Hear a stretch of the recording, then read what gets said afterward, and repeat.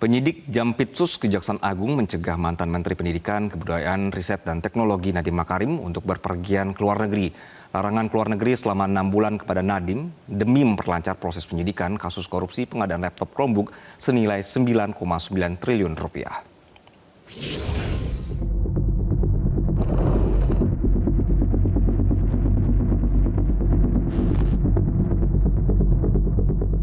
Perlahan, pengusutan dugaan korupsi pengadaan laptop Chromebook senilai 9,9 triliun rupiah di lingkungan Kementerian Pendidikan, Kebudayaan, Riset, dan Teknologi tahun anggaran 2019 hingga 2022 mulai terkuak.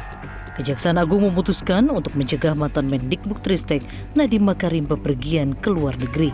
Kepala Pusat Penerangan Hukum Kejaksaan Agung, Harli Siregar, menjelaskan alasan pihaknya membatasi gerak Nadiem untuk 6 bulan ke depan.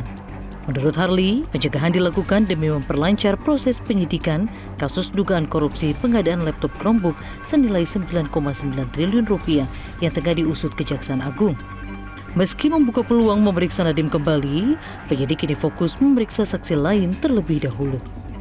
Kepada yang bersangkutan telah dilakukan pencegahan ke luar negeri sejak tanggal 19 Juni 2025 untuk 6 bulan ke depan, ya, sejak tanggal ditetapkan.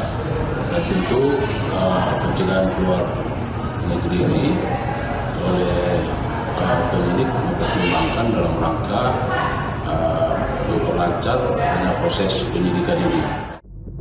Atas upaya cegah dari Kejaksaan Agung, kuasa hukum Nadiem Hotman Paris mengaku kliennya belum mendengar informasi pencegahan tersebut. Adapun Nadiem sebelumnya memenuhi panggilan Kejaksaan Agung untuk diperiksa sebagai saksi Senin 23 Juni 2023 lalu. Nadiem yang diperiksa sekitar 12 jam itu memastikan dirinya kooperatif dalam proses hukum. Dan apresiasi setinggi-tingginya kepada segenap jajaran aparat dari Kejaksaan yang telah menjalankan proses hukum ini dengan baik, mengedepankan azas keadilan, transparansi, dan juga asas praduga tak bersalah.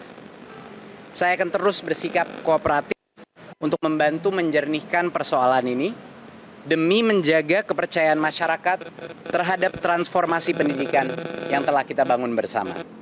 Terima kasih dan izinkan saya pulang karena keluarga saya telah menunggu. Terima kasih.